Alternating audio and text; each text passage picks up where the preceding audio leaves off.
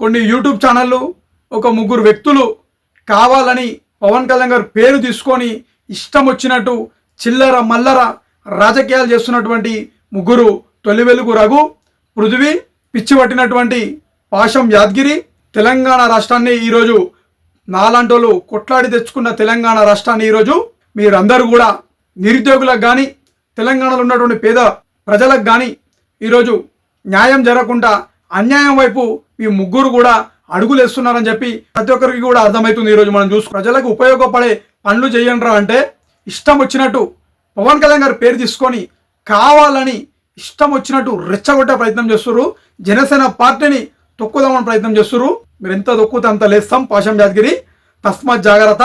నువ్వు ఎంత రెచ్చగొట్టినా పవన్ కళ్యాణ్ గారి పేరు ఎన్నిసార్లు తీసుకున్నా ఎంత విమర్శించినా పవన్ కళ్యాణ్ గారు మీ పేరు మీరు కింద పడి బురదల బొర్రినా కానీ పవన్ కళ్యాణ్ గారు మీ పేరు తీసుకుంటాడేమో అని చెప్పి మీరు డ్రామాలు చేస్తున్నారని చెప్పి తెలంగాణ ప్రజలందరికీ కూడా ఈరోజు క్లియర్ కట్గా అర్థమవుతుంది. మీ ముగ్గురు ఒకవేళ అన్నమే తింటే గడ్డి తినకపోతే మీరు ప్రజలకు ఉపయోగపడే పనులు ప్రజల వైపు నిలబడి ప్రజా సమస్యల పైన పోరాడండి. మనం చూసుకుంటే అన్ని రంగాలలో కూడా విద్యార్థులు కానీ రైతులు కానీ ప్రతి ఒక్కరు కూడా తెలంగాణ రాష్ట్ర వ్యాప్తంగా కూడా ఈరోజు ఇబ్బంది పడుతున్నారు. మనందరికీ కూడా తెలుసు.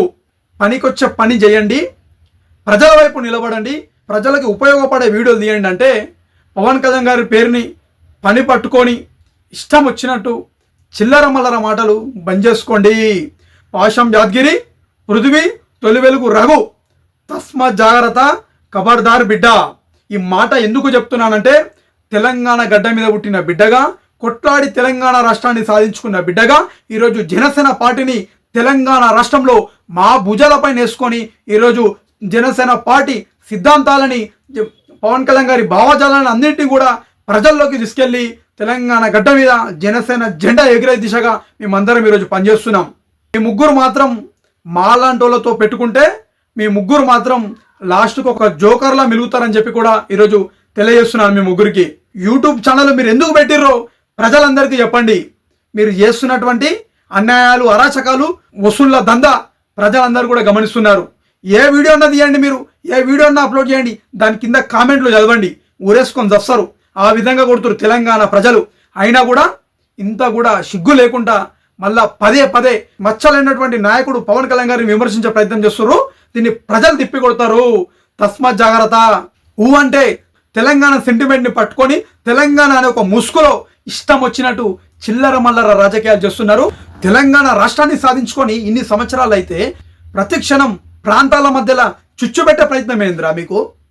ప్రజల వైపు నిలబడండి, మనిషి లెక్క ప్రవర్తించండి, మనుషులకు ఉపయోగపడే పనులు చేయండి. మీరు చేసిన పనులు, మీరు చేస్తున్నటువంటి అల్లర్లు సృష్టిస్తున్నటువంటి, మీరు తీస్తున్నటువంటి వీడియోలు ఈరోజు నిరుద్యోగులకు కానీ బడుగు బడిగిన వర్గాల పేదవాళ్ళకు కానీ ప్రతి ఒక్క రంగానికి సంబంధించిన వాళ్ళందరికీ కూడా ఈరోజు మీరు తీసే వీడియోల వల్ల అందరూ కూడా ఈరోజు ఇబ్బంది పడుతున్న పరిస్థితి ఏర్పడుతుంది.